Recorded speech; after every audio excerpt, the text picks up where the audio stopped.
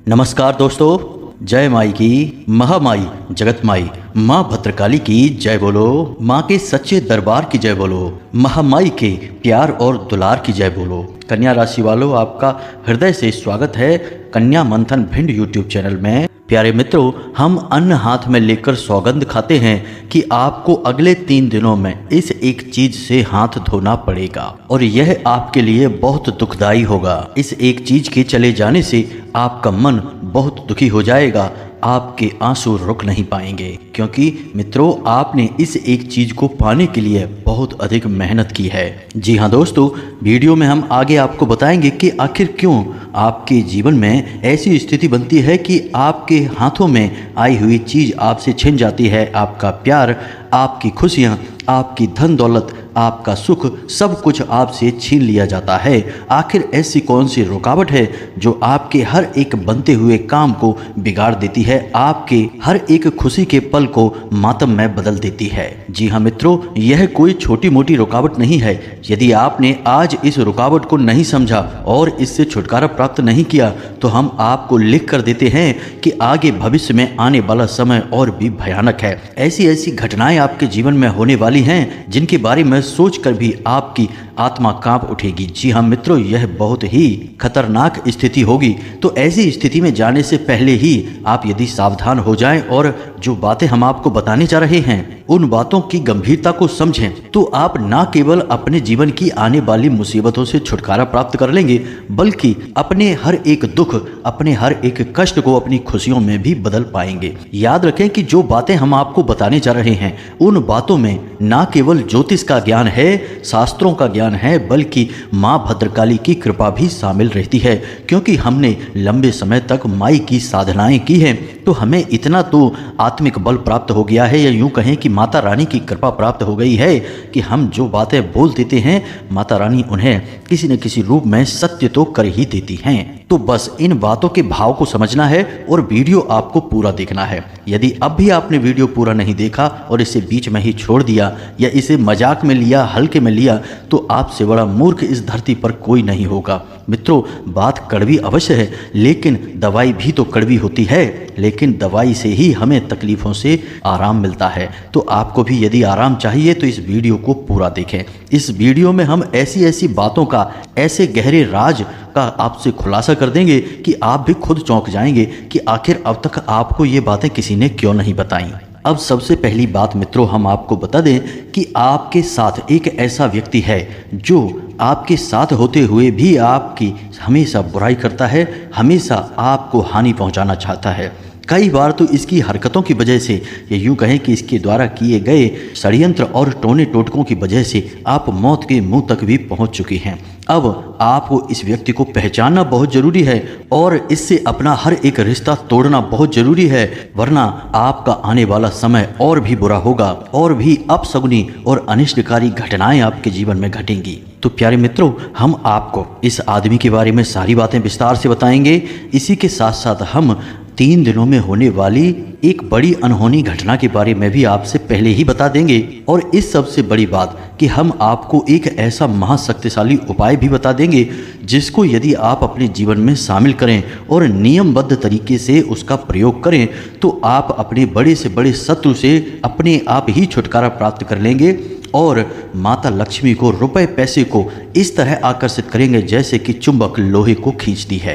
इस उपाय की शक्ति इतनी अधिक है कि चाहे आपके जीवन में कोई भी कष्ट हो, रुपए पैसे नहीं हो, कर्जा हो, संतान सुख ना हो, प्रेम या प्यार में आपको परेशानी हो रही हो, धोखा मिला हो, सब परेशानियों से आपको मुक्ति एकमात्र यह उपाय दिला सकता है। तो इसे आपको अवश्य जान लेना है और इसे प्रयोग करना है। और हम गारंटी देते हैं, 100 नहीं 1000% की गारंटी देते हैं कि इस उपाय का प्रयोग करते ही आपके जीवन में चमत्कारी घटनाएं होनी शुरू हो जाएंगी। फिर आप हमें कमेंट करके बताना कि कैसे आपको लाभ प्राप्त होने शुरू हुए हैं। तो चलिए बिना समय गवाए आज के इस महत्वपूर्ण वीडियो की शुरुआत करते हैं। लेकिन इससे पहले हम चाहेंगे कि आप माता रानी का आभार जरूर व्यक्त करें। कमेंट बॉक्स में 1 बार नहीं 3 बार लिखें, हैं जय माँ भद्रकाली कृपा करो। माता रानी की आपको पूरी कृपा प्राप्त होगी और अगले 24 घंटे में आपको एक बहुत बड़ी खुशखबरी मिलेगी जिसका आप लंबे समय से इंतजार कर रहे थे। इसी के साथ साथ आपको बता दें कि माई के दिव्य धाम पर 2 जून को एक विशेष अनुष्ठान होने वाला है। माई का जन्मोत्सव मनाया जाएगा और यदि आप इस अनुष्ठान में भाग लेना चाहते हैं तो अपनी स्वेच्छा से जितना चाहें उतना अंशदान करके इस महा आयोजन को कामयाब बना सकते हैं। अब यदि आप अंशदान करके अपना स्थान निश्चित कर लेते हैं तो हम आपके नाम से माई को एक नारियल, एक चुनरी और श्रृंगार का सामान समर्पित कर देंगे। फिर सर्व मनोकामना पूर्ति हवन में हम आपके नाम से आहुतियाँ भी करवा देंगे। इस प्रकार आपके जीवन में जो भी समस्याएं होंगी, बाधा होंगी, उन सब समस्याओं से आपको मुक्ति प्राप्त हो जाएगी, क्योंकि फिर आपने माई के हृदय में, माई के धाम में अपनी जगह निश्चित कर दी है। माई की कृपा पाने का यह एक अद्भुत मौका है, इसे हाथ से जाने मत देना। फिर आपकी मर्जी है, जो आपका दिल करे आप वह करें। चलिए मित्रों, अब आगे बढ़ते हैं और आपको बताते हैं कि अगले 3 दिनों में कौन सी अनहोनी घटना आपके साथ होने वाली है और कौन सी ऐसी वह चीज़ है जो आपसे छिन जाएगी, आपको जिससे हाथ धोना पड़ेगा, जिससे आपको बहुत अधिक तकलीफ होगी। अब दोस्तों ध्यान से समझिए, वैसे तो आपकी राशि में ग्रहों की स्थिति सामान्य बनी हुई है, आपको कोई विशेष नुकसान नहीं है, लेकिन 2 ग्रहों की एक ऐसी युति बन रही है जो आपको आने वाले समय में बहुत नुकसान पहुंचाएगी, खास तौर से आने वाले 3 दिनों में। यह युति है शनिदेव और राहु की। जी हाँ मित्रों, शनिदेव आपको पूर्ण दृष्टि से देख रहे हैं, हमने अपने पिछले वीडियो में भी आपको इसके बारे में बताया था, और राहु भी आपके ऊपर आंशिक प्रभाव छोड़ रहे हैं। अब राहु एक ऐसे तीव्र ग्रह हैं जो अगर आंशिक प्रभाव भी छोड़ेंगे तब भी मति भ्रम हो जाएगा और आप उल्टे सीधे फैसले लेंगे और अपने जीवन को खुद ही अपने हाथों से बर्बाद कर बैठेंगे। अब शनिदेव आपको पूर्ण दृष्टि से देख रहे हैं तो आपको यहाँ पर थोड़ा सावधान होने की आवश्यकता रहेगी। इसका मतलब क्या हुआ? तो इसका मतलब यह हुआ प्यारे मित्रों कि आपको अगले 3 दिनों में सबसे पहला नुकसान तो यह होगा कि रुपए पैसे की आपके ऊपर परेशानियां टूट पड़ेंगी। कहने का मतलब यह है कि आपके ऊपर अनावश्यक खर्च बढ़ेंगे, आपको ऐसी परेशानी का सामना करना पड़ेगा जिसमें कि आपके पैसे फिजूल खर्ची में जाएंगे। या फिर ऐसा भी हो सकता है कि आप किसी ऐसी जगह पर, ऐसे स्थान पर पैसा खर्च करें, किसी ऐसी चीज़ को खरीद डालें जिसका आप आगे उपयोग ही ना करें, लेकिन आपका पैसा वहाँ फंस जाएगा। या फिर एक स्थिति ऐसी भी बन सकती है कि कोई आपसे पैसे उधार ले लेगा, फिर आपके पैसे अटक जाएंगे, आपका भी काम रुक जाएगा और आपके पैसे भी वापस नहीं मिलेंगे, और फिर जब आप पैसे अपने वापस मांगेंगे तो आपको बुराई मिलेगी, जो कि हमेशा ऐसा ही होता है आपके साथ। तो अब आपको थोड़ा सा सावधान रहना है पैसे के मामले में। अगले 3 दिनों में आपको ये काम भूलकर भी नहीं करने हैं। पहला यह है कि आपको किसी को भी ना तो पैसे देने हैं, चाहे उधार मांगे, चाहे आपकी मदद मांगे, किसी भी प्रकार से मांगे, आपको आपका पैसा नहीं देना है। और यदि देना भी पड़े तो कम से कम पैसा देना, अपनी मजबूरी बता देना, कोई खर्चा गिना देना, कोई ऐसी बात कह देना जिससे कि आपको कम से कम पैसे देने पड़े। दोस्तों हम आपको बता दें कि आप जितना भी पैसा दे देंगे वह फंस जाएगा, आपको वापस नहीं मिलेगा, और यदि वापस मिलेगा भी तो बहुत परेशानियों के बाद मिलेगा। तो थोड़ी चतुराई से यहाँ पर आपको काम लेना होगा। अपने जीवन की कोई परेशानी बताकर उसे टाल देना, पैसे मत देना। दूसरा कि आपको किसी जगह पर पैसा लगाना नहीं है, जैसे कि किसी काम धंधे व्यापार में पैसा नहीं लगाना है, जुआ सट्टे या फिर शेयर मार्केट में भूलकर भी पैसा नहीं लगाना है। यहाँ तो आपको 100% घाटा ही घाटा होगा। यदि कोई पार्टनरशिप का ऑफर आपको मिल जाता है तो उसे भी स्वीकार नहीं करना है, कम से कम इन 3 दिनों तक तो भूलकर भी स्वीकार नहीं करना है, वरना फिर से वही बात होगी कि आप पैसे के लिए परेशान हो जाएंगे, पाई पाई को मोहताज हो जाएंगे। जो भी आपकी पैसे हैं, आपकी जमा पूंजी है, कब गायब हो जाएगी आपको पता भी नहीं चलेगा, और आप बस यह सोचते रह जाएंगे कि आखिर पैसा कैसे गायब हो गया, कैसे आपके हाथों में आई हुई लक्ष्मी बाहर निकल गई, आपको तो पता भी नहीं चला। अब दूसरी आपको सावधानी ये रखनी है कि आपको किसी के द्वारा कही गई बात को अपने दिल पर नहीं लेना है। दोस्तों हम आपको बता दें कि आपके ऊपर राहु आंशिक दुष्प्रभाव दे रहे हैं, तो अब इससे कोई सामान्य सी बात भी कहेगा तो वह आपके दिल में छप जाएगी, आपके दिल में लग जाएगी, और आपको लगेगा कि यह ऐसा क्यों बोल रहा है। फिर आप उसी बात को लेकर बैठे रहेंगे या फिर आप बहस करेंगे और झगड़ा होगा। आपका समय, आपकी ऊर्जा, आपका पैसा सब कुछ बर्बाद होगा। तो आपको कोई कुछ कहता है तो आपको समझदारी से काम लेना है और उस स्थिति को टाल देना है, जवाब नहीं देना है, खासतौर से ऐसी किसी बात का जवाब नहीं देना है जब कोई आपके दिल में चुभने वाली बात बोल रहा हो। दोस्तों, जब ग्रहों की स्थिति अनुकूल नहीं होती है तब अक्सर ऐसी परिस्थितियां बनती हैं जो कि आपको उकसाने का कार्य करती हैं, और यदि आप भावनाओं में बह जाते हैं तो अपना नुकसान खुद ही करवा बैठते हैं। अब स्थिति कई प्रकार की होती है। कभी आपको ऐसे मौके मिलेंगे, आपको ऐसा लगेगा कि यहाँ पर पैसा लगाते हैं तो तुरंत पैसा डबल हो जाएगा, कई गुना पैसा बढ़ जाएगा, व्यापार हो जाएगा, बिजनेस बड़ा हो जाएगा, लेकिन होता इसका उल्टा है। अब ऐसा क्यों होता है? क्या आप मूर्ख इंसान हैं? नहीं, आप मूर्ख नहीं हैं, लेकिन ग्रहों ने आपके दिमाग पर कुछ इस प्रकार से प्रभाव डाला, ऐसी सम्मोहन क्रिया करी कि आपके सोचने समझने की क्षमता कुछ समय के लिए गायब हो गई। मित्रों, ग्रहों की शक्ति इतनी अधिक होती है कि जब नकारात्मक ग्रह प्रभाव डालते हैं तो जातक चाहे कितना ही बुद्धिमान क्यों ना हो, जैसे कि महाभारत काल में पांडवों के ऊपर जब शनि की साढ़े साती प्रारंभ हुई, खास तौर से युधिष्ठिर के ऊपर, तब उन्होंने जुआ जैसे नीच कार्य को भी स्वीकार कर लिया, और न केवल स्वीकार किया बल्कि अपनी धर्म पत्नी तक को दांव पर लगा दिया। यानी कि शनिदेव ने उनकी बुद्धि पर इस प्रकार से पर्दा डाला कि उन्हें अच्छे और बुरे का फर्क ही समझ में नहीं आया। वैसे वे स्वयं धर्म के अवतार थे और बौद्धिक बल में उनसे कोई नहीं जीत सकता था, लेकिन कुछ समय के लिए उनकी बुद्धि छिन गई और अज्ञानता हावी हो गई। यह होता है ग्रहों का दुष्प्रभाव। तो आप और हम जैसे तुच्छ मानवों की तो हैसियत ही क्या है जब यहाँ पर युधिष्ठिर जैसे भी ग्रहों के दुष्प्रभाव में आकर अपने जीवन में बर्बादी ला सकते हैं। मित्रों, हम अपनी बातों में शास्त्रों के प्रमाण आपको इसीलिए देते हैं ताकि आपको इन बातों का पूर्ण रूप से भरोसा होता चले, और जो हम आपको बता रहे हैं उन बातों की गहराई को समझते हुए आप अपने जीवन में इन बातों को उतारें, तभी तो बदलाव होगा। अब इस बात को समझने के लिए एक छोटी सी कहानी समझिए मित्रों। यह आपकी कहानी है, आपके जीवन की कहानी है। एक बहुत बड़े संत महात्मा थे। उनके पास किसी गांव से एक सज्जन आया करते थे, उनकी बातें सुनने के लिए, उनसे ज्ञान हासिल करने के लिए। तो कई दिनों तक जब वो उस साधु सन्यासी के पास गए, गांव से आने वाले व्यक्ति थे, तो यह सिलसिला लंबे समय तक चलता रहा। एक दिन उन्होंने संत महात्मा से कहा कि महाराज, हमने आपकी कई सारी अच्छी अच्छी बातें सुनी है, लेकिन हमारे जीवन में कोई फर्क ही नहीं आया है। ऐसा कैसे हो सकता है? आपकी बातों का हमारे जीवन में कोई अंतर क्यों नहीं आ रहा है? तो संत महात्मा मुस्कुराए और उन्होंने उस गांव वाले से पूछा कि तुम्हारा गांव का नाम क्या है, तुम्हारा घर का पता क्या है, तुम्हारे परिवारजनों का नाम क्या है, तुम्हारे घर की सही लोकेशन क्या है। बहुत सारे प्रश्न उन्होंने उस इंसान से पूछ लिए। अब इतने सारे प्रश्न पूछे तो वह इंसान चिढ़ गया और पूछा कि महाराज जी, आप इतने सारे प्रश्न क्यों बार बार पूछ रहे हैं? तो महाराज जी ने कहा कि तुमने मुझे सारी जानकारी दे दी, अपने घर की अपनी सही लोकेशन दे दी, अपने घर जाने का रास्ता बिल्कुल बारीकी से समझा दिया। अब क्या मैं तुम्हारे घर पहुंच गया? तो उस इंसान ने कहा कि कैसी बातें कर रहे हैं, केवल बता देने से कोई किसी स्थान पर थोड़े ही पहुंच जाता है, उसे तो वहां तक चलकर जाना पड़ता है। तो महात्मा बोले, यही तो हम आपको समझाना चाहते हैं कि जो बातें हम आपको बता रहे हैं, खाली उन बातों को बता देने से जीवन में परिवर्तन थोड़े ही आ जाता है, उन बातों को मानना भी पड़ता है, जीवन में उतारना भी पड़ता है।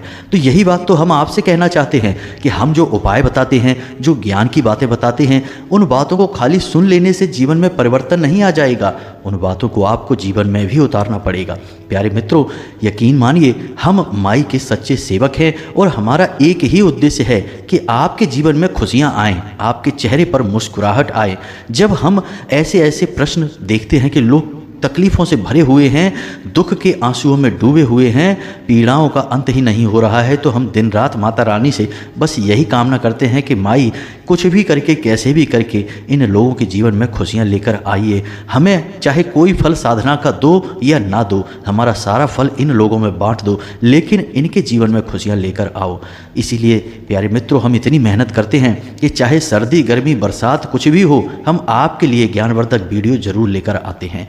अब आप इन्हें अपने जीवन में उतारेंगे, बदलाव तो तभी आएगा। हमारा काम जितना है उतना हम करेंगे, आप अपने हिस्से का काम नहीं करेंगे तो फिर आप हमें कमेंट करके बोलेंगे या हमें मैसेज करेंगे व्हाट्सएप पर कि हमारे जीवन में कुछ भी नहीं बदला, हमारे जीवन में इतनी तकलीफ़ें क्यों हैं। तो फिर हम क्या कर सकते हैं? भगवान भी क्या कर सकते हैं? तो मित्रों, इस बात की गहराई को समझिए। बातें सिर्फ बताने के लिए नहीं होती हैं, अमल में लाने के लिए होती हैं। उम्मीद है कि आप हमारी भावनाएं समझ चुके होंगे। तो अब आपको क्या क्या नहीं करना है, यह बात आप अच्छी तरह से समझ गए। कुछ छोटी छोटी सी बातें हैं जो आपको अवश्य ही करनी चाहिए। सबसे पहला काम कि अगले 3 दिनों तक आपको अपने पूजा घर में पश्चिमी दीवार के पास सरसों के तेल का एक दीपक अवश्य जलाना है, यह शनिदेव को समर्पित होगा। दूसरा कि यदि आप सूर्य को अर्घ देते हैं तो अगले 3 दिनों तक सूर्य को बिल्कुल भी अर्घ ना दें। अब ऐसा क्यों? यह बात अटपटी लगती है, सुनने में लोगों को हजम नहीं होगी कि भाई सूर्य को अर्घ देना क्यों आप रोक रहे हैं। ऐसा तो बहुत ही गलत होगा, सूर्य तो देवता हैं।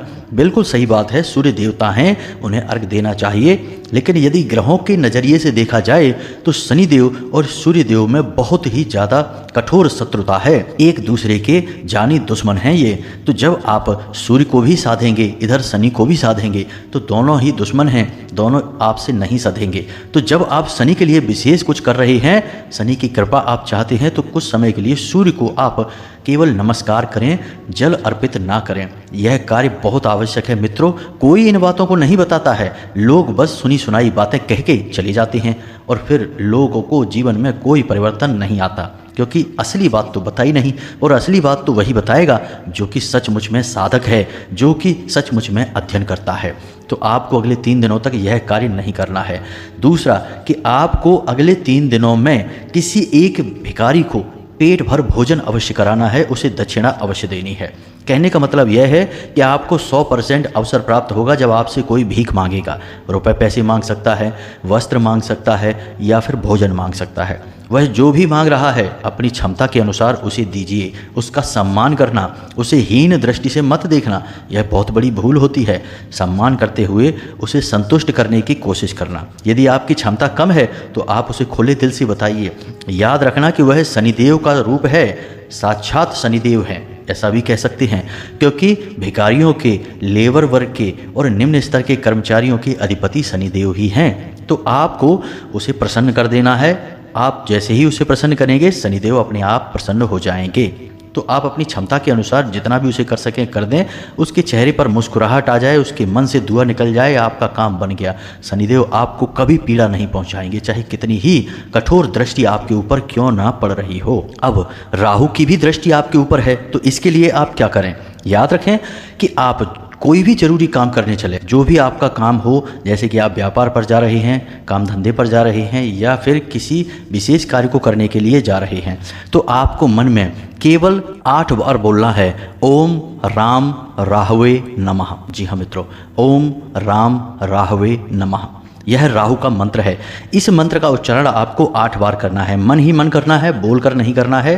तो आपके ऊपर राहु की जो कुदृष्टि है वह अच्छी दृष्टि में बदल जाएगी, आपके काम बन जाएंगे। याद रखना, ज्योतिष शास्त्र में एक मशहूर कहावत है कि जिसे राहु मारे उसे फिर कोई ना तारे, और जिसे राहु तारे उसे फिर कोई ना मारे। यानी जिसके साथ एक बार राहु सकारात्मक हो गए, उसे दुनिया की कोई ताकत मार नहीं सकती है।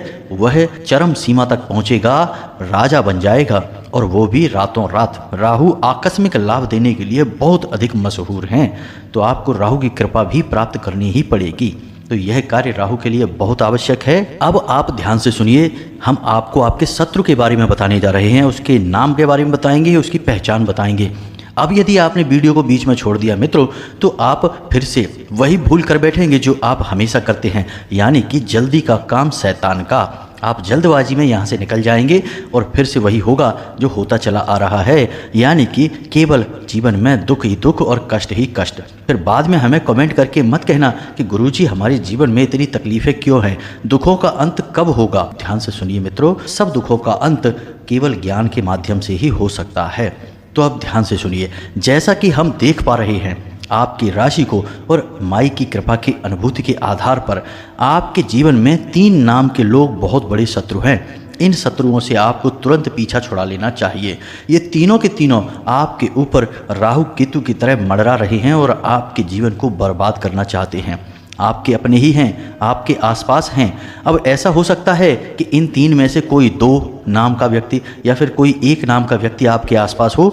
यह तो आपके पिछले जन्मों के पुण्य प्रताप पर, आपके देवी देवताओं की कृपा पर निर्भर करता है कि आपकी कितनी रक्षा हो रही है। लेकिन यदि आपके सारे देवता आपसे रूठे हैं, कोई आपके ऊपर विशेष कृपा नहीं कर रहा है, तो आप इन तीनों से ही घिरे हुए हैं। इस तिकड़ी ने आपको बर्बाद कर रखा है, फिर तो आपका जीवन नर्क के समान होगा। तो अब ध्यान से समझिए कि क्या है इनके नाम। तो सबसे पहला जा अक्षर का व्यक्ति है। जी हाँ मित्रों, जा अक्षर के व्यक्ति से आपको हमेशा बचकर रहना है, यह आपके लिए बेहद घातक है। दूसरा आ अक्षर का व्यक्ति है। जी हाँ मित्रों, जिसका नाम आ अक्षर से शुरू होता है, इस व्यक्ति से आपको बचकर रहना है, यह भी बहुत ही खतरनाक है आपके लिए। और तीसरा सा अक्षर का व्यक्ति। जी हाँ मित्रों, सा अक्षर का नाम का व्यक्ति हमेशा आपको पीड़ा पहुंचाएगा, कष्ट पहुंचाएगा, कभी आपका भला नहीं कर सकता है। तो अब आप अपने आसपास, अपने रिश्ते नातों में और अपने नज़दीक जिनसे आप दिन रात मिलते हैं, ऐसे लोगों पर नज़र डालिए। और हमने जो आपको बताया है, इस बात को केवल अपने मन में रखिए, गुप्त रखिए, किसी से बताना नहीं, बस अपने मन में आकलन करना। यदि किसी से नाम मिलता है कि जैसे आपके साथ कोई ऐसा व्यक्ति जिसका नाम आ अक्षर से शुरू होता है, तो उस व्यक्ति के बारे में गहराई से विचार करना, सोचना कि उसने आपके साथ क्या किया है। क्या मुसीबत में वह आपके साथ खड़ा था? क्या उसने पीठ के पीछे आपकी बुराइयां की हैं? क्या वह आपकी बातों का मजाक उड़ाता है? क्या वह सचमुच में आपका सच्चा साथी है, शुभ चिंतक है? ऐसे प्रश्न उसके बारे में खुद से पूछना, और हम आपको लिख कर देते हैं कि इसमें से हर एक प्रश्न का जवाब आपके लिए वही आएगा कि वह इंसान आपके लिए अच्छा साथी नहीं है। और जब आपको पता चल जाए तो तुरंत इस रिश्ते से पीछा छुड़ा लेना, मतलब कि आप इससे दूरी बना लेना। रिश्ता मत तोड़ना, बस इससे दूरी बना लेना, और अपनी जरूरी बातें इसे भूल कर भी मत बताना। अब हम आपको उस उपाय के बारे में बताते हैं, यह बहुत आवश्यक है मित्रों, इसे भी आपको जानना बेहद ही जरूरी है। और इन चीज़ों को आपको अपने घर लेकर आना है और इनका विशेष अनुष्ठान के बाद प्रयोग करना है, विशेष स्थान पर इन्हें रख देना है, और आपके जीवन में परिवर्तन आने की शुरुआत हो जाएगी। तो आपने लघु नारियल के बारे में कभी सुना है क्या? यदि नहीं सुना है तो हम आपको बता दें कि यह नारियल का ही एक छोटा स्वरूप होता है। तो यदि आपने लघु नारियल के बारे में नहीं सुना है तो आप जाएं किसी किराने की दुकान पर और उससे पूछें, वह आपको बता देगा लघु नारियल क्या है। बाजार में थोड़ा सा ढूंढेंगे, आपको मिल जाएगा। तो आपको 2 लघु नारियल लेकर आने हैं। जी हाँ मित्रों, ध्यान से समझना है, और इस उपाय को आपको शनिवार के दिन करना है। शनिवार के दिन ही इस उपाय का महत्व है। अब याद रखें कि हम नारियल को इतना महत्व क्यों देते हैं।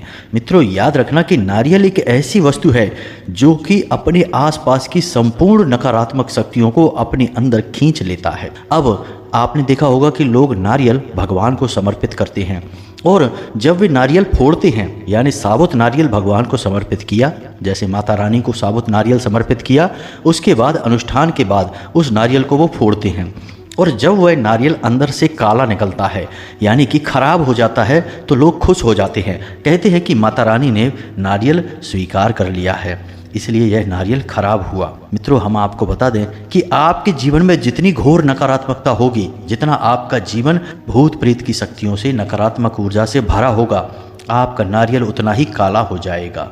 अब हम भगवान को यह खराब नारियल क्यों चढ़ाते हैं? आखिर ऐसा नकारात्मक ऊर्जाओं से भरा हुआ नारियल हम भगवान को देते ही क्यों हैं? यह प्रश्न आपके मन में उठ रहा होगा, तो आप ध्यान से समझिए। भगवान एक ऐसी महाशक्तिशाली सकारात्मक ऊर्जा है जिसके अंदर कोई भी ऊर्जा समाहित हो जाए वह सकारात्मक ऊर्जा में बदल जाती है। जैसे कि हम हवन की अग्नि जलाते हैं तो उसके अंदर हम जो भी डालते हैं वह जलकर भस्म हो जाता है और अग्नि का ही एक रूप बन जाता है।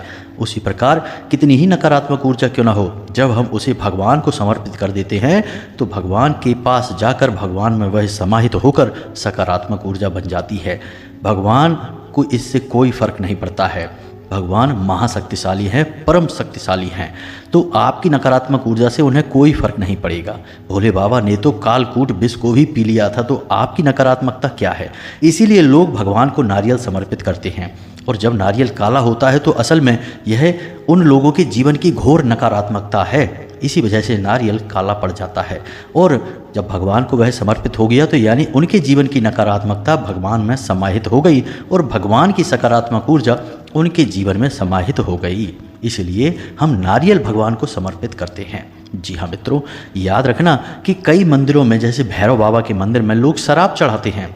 कुछ लोग तो और भी चीज़ें चढ़ाते हैं, उनके बारे में हम नहीं कहना चाहते, शराब के बारे में बताते हैं। तो लोग असल में इन चीज़ों का महत्व ना समझकर इससे मौज मस्ती की चीज़ें बना देते हैं। तो जो शराब नहीं पी रहे हैं वो भी अपनी शराब भगवान को चढ़ाने चले जाते हैं। इतनी बड़े मूर्ख हैं।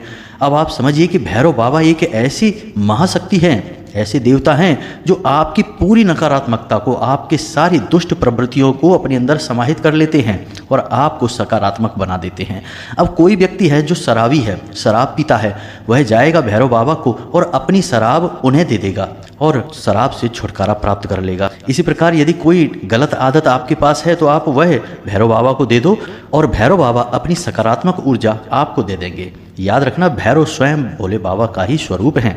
तो आप अपनी नकारात्मक गलत आदतें, गलत सोच, गलत विचार सब कुछ भगवान को दे दो और भगवान के सकारात्मक विचार, सकारात्मक ऊर्जा अपने जीवन में ले लो। यही है इस क्रिया का मतलब। लेकिन लोग जो शराब नहीं पीते वे भी भैरव बाबा पर शराब चढ़ा रहे हैं, यही तो मूर्खता हो गई। तो ऐसा नहीं करना चाहिए। लोग समझते नहीं हैं बातों को, बस यूं ही पागलों की तरह फॉलो करने में लगे हुए हैं। हम आपको सारी बातें गहराई से बता रहे हैं। तो अब यहाँ पर आपने सारी बातें समझ ली कि क्यों नारियल चढ़ाते हैं, क्यों भैरव बाबा पर शराब चढ़ाते हैं। अब आपके उपाय की बात करते हैं। तो आपको 2 लघु नारियल लेकर आने हैं। जी हाँ मित्रों, अब आपको ये दोनों लघु नारियल लाकर अपने पूजा घर में माता काली के या माँ भद्रकाली के चरणों में रख देना है। यदि आपके पूजा घर में माता भद्रकाली की तस्वीर नहीं है तो आप हनुमान जी के चरणों में रख सकते हैं, या फिर आप भगवान श्री हरि विष्णु या माता लक्ष्मी के चरणों में भी रख सकते हैं। जो भी देवी देवता से आपका लगाव है आप उनके चरणों में उन्हें समर्पित करें ये दोनों लघु नारियल, और 7 दिनों तक इन्हें आप अपनी पूजा घर में ही रखे छोड़ें। और जब आप इन्हें 7 दिनों तक पूजा घर में रखे छोड़ेंगे उसके बाद इन नारियलों को आपको ले जाकर किसी बहते हुए जल में प्रवाहित कर देना है। ऐसा क्यों करना है, इसका क्या कारण है? तो मित्रों हम आपको बता दें कि ये जो लघु नारियल हैं इनके अंदर जो साबुत नारियल होता है, बड़ा नारियल होता है, उससे भी कहीं अधिक नकारात्मक ऊर्जाओं को आकर्षित करने की शक्ति होती है। तो आपके घर की संपूर्ण नकारात्मक ऊर्जा इन दोनों लघु नारियल में समाहित हो जाएगी, प्रवेश कर जाएगी। और उसके बाद आपको 7 दिन तक इसे अपने घर में रखना है और इस लघु नारियल को आपको किसी बहते हुए जल में प्रवाहित कर देना है। आप जब बहते हुए जल में प्रवाहित करेंगे तो आपके घर की नकारात्मक ऊर्जा प्रवाहित हो जाएगी और उसके बाद आपको फिर से यही 2 लघु नारियल लेकर आने हैं बाजार से और फिर से इनके साथ वही क्रिया करनी है। यानी हर 7 दिनों में आपको लघु नारियल का 1 जोड़ा लेकर आना है। अब जैसे हम बड़ा नारियल 1 चढ़ाते हैं वैसे ही लघु नारियल 2 चढ़ाते हैं। जी हाँ मित्रों, अब जब हमारे जीवन की नकारात्मक ऊर्जाएं उन लघु नारियल में समाहित हो जाएंगी तो वे हम बहते हुए जल में प्रवाहित करते हैं। और बहते हुए जल में जब हम प्रवाहित करते हैं तो शास्त्रों में लिखा है कि बहते हुए जल में प्रवाहित की गई कोई भी चीज दिव्य शक्तियों को समर्पित हो जाती है। इसीलिए आपने देखा होगा कि देवी देवताओं का विसर्जन बहते हुए जल में ही किया जाता है, उन्हें प्रवाहित कर दिया जाता है, क्योंकि वे जिस दिव्य धाम से आए हैं उसी दिव्य धाम में वापस चले गए हैं। तो आपने ये नारियल देवी देवताओं को समर्पित किए, बाद में ये आपने बहते हुए जल में प्रवाहित कर दिए, यानी कि उन्हीं के दिव्य धाम में उन्हें पहुंचा दिया। अब आप फिर से नए 2 नारियल लेकर आए और फिर से आपने यही क्रिया की। हर 7 दिनों तक आपको यही क्रिया करनी है। कोई मंत्रोच्चारण नहीं, कोई अनुष्ठान नहीं, कोई कार्य नहीं, बस रखिए और उसके बाद ले जाकर विसर्जित कर दीजिए। अब पूजा की अलमारी में ही रखेंगे तभी इसका विशेष फल आपको प्राप्त होगा। और मित्रों एक बात आपको हम और बता दें यहाँ पर जो कि बहुत विशेष है कि यह जो उपाय है इसे कई बार, सैकड़ों बार, हजारों बार आजमाया गया है। और जैसे ही लोग इस उपाय को करते हैं तो पहले 7 दिनों में ही उनके जीवन में परिवर्तन होने शुरू हो जाते हैं। घटनाएं अच्छी अच्छी घटनी शुरू हो जाती हैं, शुभ समाचार मिलने शुरू हो जाते हैं। और किसी भी प्रकार का यदि दोष लगा है, चाहे पितृ दोष हो, चाहे राहु दोष हो, चाहे किसी भी प्रकार का दोष हो, काल सर्प दोष हो या फिर पितृ दोष हो, सारे दोषों की शक्ति कम होने लगती है और जीवन में आनंद बढ़ने लगता है। तो बस आप इस उपाय को करिए, फिर इसके कैसे प्रभाव हुए इसके बारे में हमें कमेंट करके बताना। अब इसी के साथ साथ आज के इस वीडियो से विराम लेते हैं। पूरे भक्ति भाव से कमेंट बॉक्स में जय मां भद्रकाली कृपा करो अवश्य लिखना। आपके जीवन में निश्चित ही खुशखबरियां आएंगी, हमें पूरा भरोसा है। माई के दिव्य अनुष्ठान में भाग लेने के लिए आप अंशदान भी करना और इस कार्यक्रम को सफल अवश्य बनाना। मिलते हैं अगले ज्ञानवर्धक वीडियो में, तब तक के लिए धन्यवाद। हमेशा हंसते रहें, मुस्कुराते रहें, माता रानी की आपको पूर्ण कृपा प्राप्त होती रहे। इसी के साथ जय माई की, जय मां भद्रकाली।